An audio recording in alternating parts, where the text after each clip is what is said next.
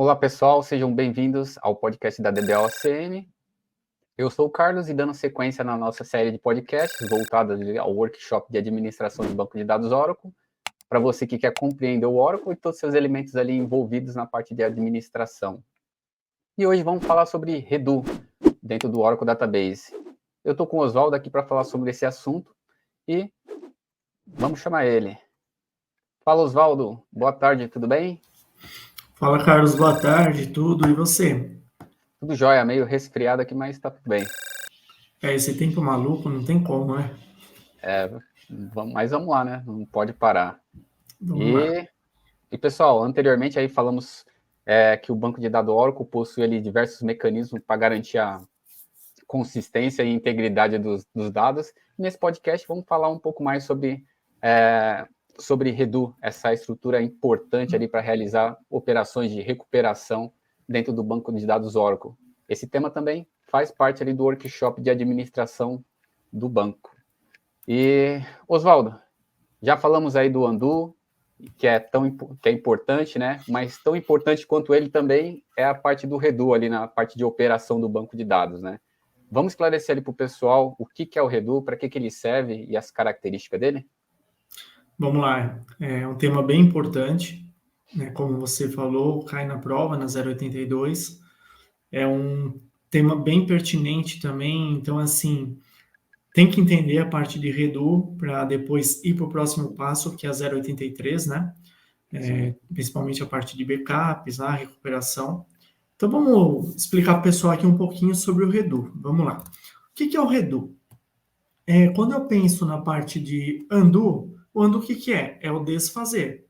Já o redo, o que é? É o refazer, tá? Então, é assim, o redo ele é uma estrutura crucial para proteger o banco de dados, né, contra a perda dos seus dados, tá? Então, ele consiste em 2 ou mais arquivos e armazena as transações confirmadas, ou seja, as comitadas, né, no banco assim que ocorrem. O Redo ele tem 3 divisões de elemento aí que eu subdividi para vocês para ficar um pouquinho mais fácil. Ele tem a parte de memória, que é o Redo Log Buffer. Ele tem a parte do processo de background, que é o LGWR, que é o Log Writer, tá? E tem o Online Redo Log, que é a parte de armazenamento, que são os arquivos propriamente ditos, tá? Inclusive, assim, esses arquivos, eles são .log, e tem que tomar muito cuidado, porque um .log, ele não é um arquivo somente de monitoração, tá? Ele é um arquivo crucial para o banco de dados. Então, às vezes, se você está começando a iniciar no banco de dados, fala, um .log, isso aqui é um arquivo de informações de erro, tá? Eu vou deletar ele. Não faça isso. Então, assim, os arquivos online Redolog são bem importantes, tá? Então, a subdivisão é essa daí, a parte de memória, a parte do processo background e a parte do armazenamento, né? Então, a gente vai explicar um pouco mais aí no decorrer desse podcast sobre cada um deles. Muito bom.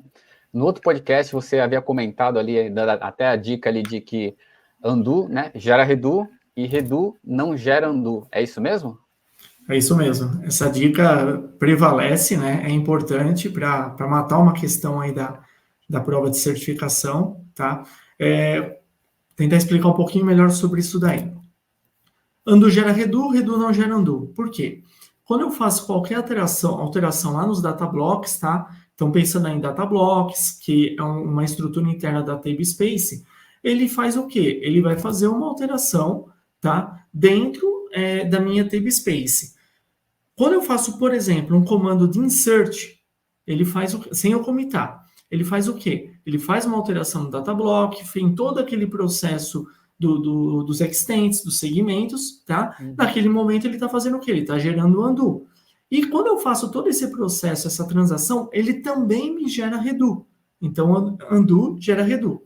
Porém, se eu utilizar um comando create, lembrando que o comando create ele tem um commit implícito, tá? Então, na hora que eu dou um create user, por exemplo, ele vai me gerar um redo, mas ele não vai passar pelo undo. Então, o redo não gera undo. Então, esses exemplos aí seriam isso, tá? Então, quando eu estou utilizando lá um comando que não está sendo comitado, eu estou gerando um undo e estou gerando um redo, tá? Já quando eu estou utilizando um comando que ele já faz o commit implícito, eu estou gerando só o redo. Então, eu não estou gerando o undo. Então, a dica prevalece. Undo gera redo, redo não gera undo. Muito bom. E, Oswaldo, então o banco de dados ali, ele mantém os redo para proteger contra a perda de dados, né? Sendo utilizados ali em situações como falha da instância, para recuperar os dados que não foram gravados de fato ali no data file, né? E como é que funciona o redo para que ele consiga, né, fazer essa proteção? Vamos lá, como é que funciona o mecanismo do redo, tá? Desculpa.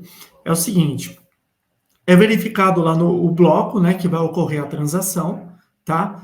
E esse bloco ele vai subir lá para o database buffer cache, que fica lá na nossa SGA. Falar um pouquinho da arquitetura aí do Oracle Database, tá?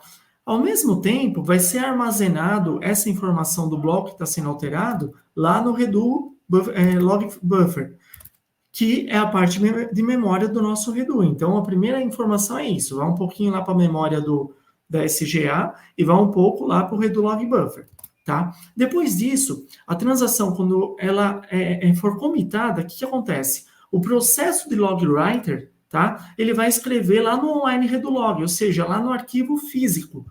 Então, nesse momento, uma das informações que ele coloca é o SCN. O que é o SCN? É o Sister Chain Number, tá? Que é a identificação da sequência da transação, que ele é gravado lá dentro.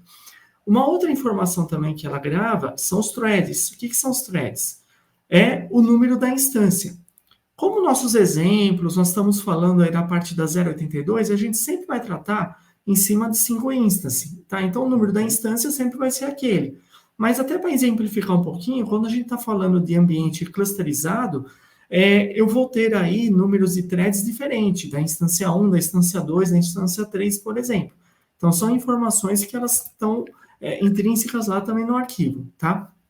O que acontece quando o Redo Log Buffer enche ou outra transação for comitada, tá? Então, o log write ele vai lá e descarrega a informação, toda a informação, a comitada ou não, dentro do arquivo.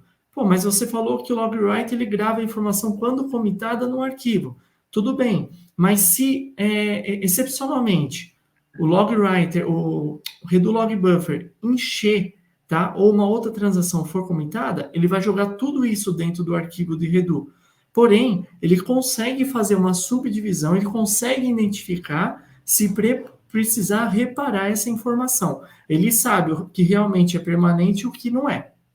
Tá? Então, é mais ou menos assim que funciona esse processo aí do Redo.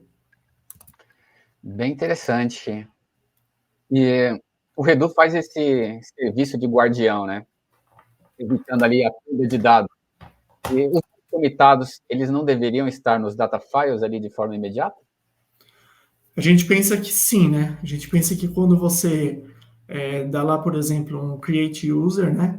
A hora que você dá o enter lá e você recebe uma resposta, aquilo já está gravado nos data files. Não, ele não acontece isso. A hora que eu dou um commit lá, ele faz o quê? Ele pega e grava lá nos online Redo Logs, ou seja, nos arquivos de Redo, tá? Depois, lentamente, por um processo lazy, um processo preguiçoso, aí ele começa a enviar essas informações lá para o data file. Ele começa a distribuir nos data files das table space. Por que ele não faz de imediato essa gravação? Porque senão eu vou ter uma carga muito grande na parte de I/O, input e output. Tá? Então é assim, imagina um banco que tem muitas transações, pensar num banco de dados aí, de repente, de operações bancárias, né? O tanto de informação que está sendo gravada aí segundo a segundo. Então, pô, se eu ficar mandando todas essas informações diretamente para o data file, ele vai sobrecarregar muito a minha parte de I/O. Então, é melhor que os Redo Logs eles façam todo esse armazenamento e ele comece depois mandar lá para o data file devagarinho, devagarinho. Então, assim, as informações elas não ficam gravadas de imediato lá no data file. Vai primeiro para os arquivos de Redo. Entendi. E falando ali do arquivo de Redo, onde ficam os registros dessas transações? Como ele funciona de fato ali? Tá, então assim, o log writer ele faz o quê? A partir do momento que recebe a informação comitada, tá? Ele pega, grava dentro dos arquivos de Redo, tá? Eles trabalham de uma maneira circular, muito parecido lá com o processo de undo dos extents. Então você tem que ter pelo menos 2 arquivos de Redo. Como é que ele funciona? Ele vai pegar, vai enviar a informação para o primeiro arquivo. A hora que o primeiro arquivo enche, ele faz o quê? Ele manda para o segundo arquivo. A hora que o segundo arquivo enche, ele volta lá para o primeiro arquivo. Se eu tiver 3 arquivos, ele vai fazer também a mesma coisa. Primeiro arquivo, segundo arquivo, terceiro arquivo, volta para o primeiro. O meu terceiro arquivo encheu e eu vou voltar para o primeiro, lá para arquivar a informação que o logwriter está escrevendo. Mas o meu primeiro arquivo, ele pega e está cheio. O que acontece nesse momento? Nesse momento acontece um processinho de log suite. Ele faz o quê? Ele vai buscar o próximo arquivo que tiver livre para fazer essa gravação. Oswaldo, mas e se os 3 arquivos ainda estão ocupados, estão cheios, e eu não consigo fazer gravação nenhuma? É complicado isso daí. Porque se eu não tiver espaço para gravar essas informações, pode ter uma parada temporária no banco, tá? Então, assim, aí o monitoramento dos arquivos, o tamanho dele, vai depender de cada banco de dados, precisa ser feito um monitoramento muito, muito rígido aí também, tá? Porque senão ele pode realmente dar essa paradinha aí no banco, né? E aí o que acontece? O usuário, quando você dá um create user, por exemplo, dá um enter, se eu não tiver espaço nos arquivos para gravar essas informações comitadas, o banco vai dar uma parada temporária. E o usuário não vai receber a resposta lá dizendo que o usuário foi criado, né? Por exemplo, ou a tabela foi criada. Então, assim, é perigoso isso. Então, vai mexer com o desempenho do banco também. Então, o que é o certo? Você tem um gerenciamento bom aí para que esses 3 arquivos, ou 2 arquivos, né, ou até mais arquivos, sempre estejam com espaço suficiente para fazer toda essa transação aí esse mecanismo do log writer de gravação nos arquivos, as informações que estão sendo comitadas. Ou seja, dimensionamento, né? Pensar bem para não evitar esse tipo de incidente, né? Sim. Beleza. E a gente consegue acompanhar de alguma forma como está essa operação do Redo? Consegue. Como outros procedimentos do banco de dados, como a gente falou também de monitoramento de espaço de table space, né? Eu consigo monitorar também todo esse processo aí, esse mecanismo de gravação. Eu tenho algumas views dentro do banco que eu consigo fazer monitoramento, a $log, por exemplo, que eu consigo ver o status, por exemplo, do arquivo, ou posso utilizar também a $log file. Então, elas me mostram lá, por exemplo, os membros do grupo, que a gente vai falar um pouquinho, a gente vai mostrar o nome dos arquivos, vai mostrar o status, vai mostrar, por exemplo, se está utilizando o archive log também, que aí a gente vai um pouquinho para a parte lá de backup, né? Mas tem como a gente verificar esses status. E o que são esses status? Então, imaginemos que nós temos lá, por exemplo, 3 arquivos, tá? 3 online Redulog. Aí eu tenho um lá que o logwriter está escrevendo naquele momento nele. Qual que vai ser o status daquele arquivo naquele momento? Ele vai estar como status de current, porque o logwriter está fazendo a gravação dentro dele, tá? Eu tenho o segundo status também, que é o status de active. O que é o status de active? Esse arquivo, ele é necessário para o instance recover. Nós falamos um pouquinho ontem lá do instance recover, tá? Então, se o banco parar do nada, der um crash lá no meu banco, a hora que subir novamente, for startado o banco, ele faz o quê? Ele vai procurar as informações comitadas lá dentro desses arquivos. Então, nesse momento, esse arquivo ele está sendo utilizado por instance recover. Então, ele está em modo de archive. Ele está em status de active. Tá? Que está sendo utilizado para instance recover. Tá? Ou ele pode estar inativo também. Ele não está sendo mais utilizado. Então, ele pode ser utilizado pelo logwriter. Tá? Ou ele fica também no status de unused. Ou seja, ele não está sendo usado, ele está liberado para esse tipo de gravação. Então, nós trabalhamos aí com esses 4 status dentro do mecanismo do logwriter em cima dos arquivos de Redo. Active, inactive, in-user e também a parte do current, que é o que está sendo gravado naquele momento. Legal, e esse tema do Redo, todo mundo acho que trabalha com banco ou júnior também tem que dominar, né? É algo importantíssimo ali que faz parte do dia a dia de quem vai administrar, né?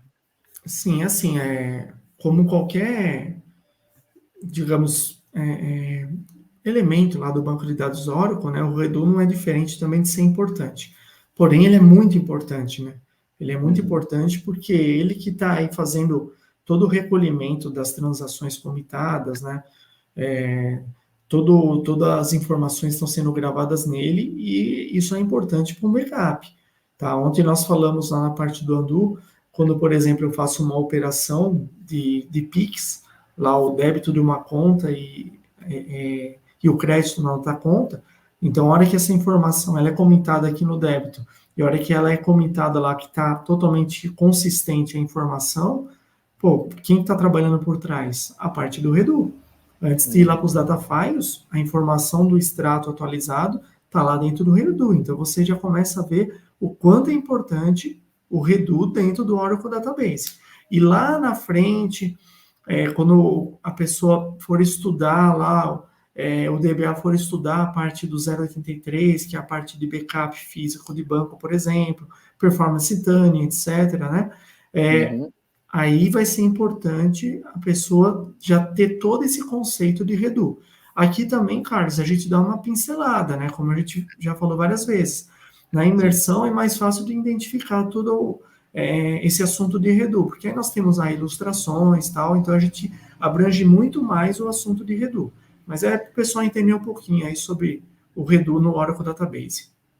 E essa questão do Redo, ele é tão importante, né, que ele ajuda nessa parte de recuperação da instância. Se você não sabe como ele funciona, né, se ele está atuando ou não está, de repente seu banco cai ali e começa a fazer esse processo, demora para voltar e você não sabe explicar o porquê o banco está demorando, você vai ficar ali numa saia justa e vai ficar numa situação difícil, né? Porque o usuário, de repente, vai falar assim, o banco travou. Pô, você vai começar a pensar várias coisas, né? Será que é problema com table space e tal? Às vezes pode ser um problema no arquivo de Redo, tá? Então, assim, meu arquivo de Redo, ele está inicialmente, por exemplo, com 100 megas. Vamos ver aí se, de repente, em cima das transações, eu vou ter que aumentar o tamanho desse arquivo, sabe? Eu vou ter que criar mais arquivos, sabe? Então, assim, você tem que monitorar realmente. Para isso, a gente vai utilizar todas as ferramentas, as vias do sistema para fazer a melhor verificação e melhor utilização dos arquivos para que não haja problemas lá na frente, né? Certo. E para fechar esse tema do Redo, existem algumas boas práticas ali que podemos adotar? Além de monitoramento, fazer uma avaliação do banco inicial para ver como é que funcionam as partes de transações, né? Como é que é a movimentação, qual que é o tamanho, qual que é o número de online Redo logs que eu vou ter que ter para aquele banco. É importante também a gente pensar na parte de segurança. Fazer, por exemplo, uma multiplexação. O que é a multiplexação? É eu ter um segundo disco, por exemplo, um segundo local, né, onde eu tenho cópia desses arquivos. Então, como é que nós subdividimos? Se eu tenho lá o primeiro arquivo de Redo e o segundo arquivo de Redo, tá? Se eu tenho o primeiro arquivo de Redo chamado, sei lá, redo01a.log, eu vou ter que ter lá no segundo disco um redo01b.log. Eles vão fazer parte de um grupo, tá? Então, assim, esses membros, eles vão fazer parte desse grupo. Mesma coisa o segundo arquivo, o redo02a.log. Eu vou ter que ter lá uma multiplexação no outro disco, redo02b.log. Vai ser o segundo grupo. Então, a multiplexação desses arquivos é interessante também para você manter aí uma consistência das informações. Lembrando que nós falamos também de multiplexação de control files, tá? Só que o control file é um arquivo estático do banco, ele tem os parâmetros lá determinados. O Redo não, o Redo é algo mais dinâmico, né? Então, às vezes, você vai ter que trabalhar com uma segunda multiplexação. Você vai ter que trabalhar, às vezes, com Redu 01A, Redu 01B e um Redu 01C, lá no terceiro disco. Então, assim, a parte de multiplexação dos arquivos Redu, ele é bem importante, tá? Além disso, também, nós temos que fazer o seguinte, quando eu vou fazer essa multiplexação, eu vou trabalhar com tamanhos diferentes? Não é interessante, não é obrigatório você trabalhar com tamanho único, tanto no primeiro disco, quanto no segundo, quanto no terceiro. Mas é interessante você manter sempre o mesmo tamanho, tá? Tanto nos reduz multiplexados, quanto aos originais, tá? Então, assim, são pequenas práticas, né? Multiplexação, trabalhar com tamanho iguais, número de arquivos Redu. Então, tudo isso daí faz diferença no dia a dia, né, do DBA para ele fazer o gerenciamento do processo de Redu. Muito bom. E essas dicas exatamente são valiosas, até por questão ali de facilitar a administração e deixar tudo balanceado, né? Quando você deixa meio desbalanceado, eu acho que para até você acertar o ponto, fica mais difícil, correto? Sim, com certeza. É importante você trabalhar com tamanhos iguais nesse caso, né? Assim como nós falamos um pouquinho de table space, se eu tenho lá uma table space, por exemplo, tipo small file de 1 GB, se eu for criar outros data files para essa table space, né? Eu também crio em cima, às vezes, de 1 GB também, pô, não preciso colocar tamanho menor. Pelo menos você vai ter um spread lá de espaço e não vai ter que se preocupar com esse tipo de processo, né? A partir da Save Space. E no Redu é a mesma coisa, pô. Vamos padronizar, vamos deixar tudo bonito, tudo dimensionado igual, né? Exatamente. Muito bom, Oswaldo. E, pessoal, se vocês estão gostando do conteúdo, têm interesse ali em aprofundar o conhecimento, nesse mês de julho, agora na semana que vem, do dia 22 ao dia 25, das 16 às 20 horas, iremos fazer uma imersão de administração de banco de dados Oracle, ali com todos os temas ali da primeira prova, né, que é a 082. E a gente não vai ficar só falando, né? A gente também vai mostrar como é que funciona essa questão do Redu na prática, como você faz esse gerenciamento e mostrando ali no cenário do dia a dia, né? E se você tem interesse em participar, coloca aí nos comentários eu quero, que o nosso time vai entrar em contato e passar um pouco mais de informações. Oswaldo, quer complementar algo mais sobre o tema? Eu acho que a gente já falou bastante aí sobre a parte do Redu, né? Realmente é um assunto aí muito pertinente, é um assunto importantíssimo, né? Como você bem colocou, na imersão a gente vai abranger muito mais, tá? Então, assim, a gente chega, inclusive, a fazer algumas práticas na imersão, né? Mostrando lá a partir dos SCN, dos arquivos, como é que os arquivos funcionam, mostrando a parte dos status dos arquivos também funcionando, né? Os status lá de Active, Inactive, Current, Unused. Então, na imersão a gente consegue expandir bem mais aí essa informação, né, do processo de Redu. Muito bom. E, pessoal, não deixa de participar dessa imersão. Vai ver que tem muita prática, muita mão na massa e, de fato, ela pode mudar o seu jogo. Oswaldo, obrigado de novo pela participação, pela colaboração. Um abraço e nos vemos no próximo podcast. Beleza, Carlos? Obrigado, boa tarde a todos aí. Vamos lá, vamos para cima.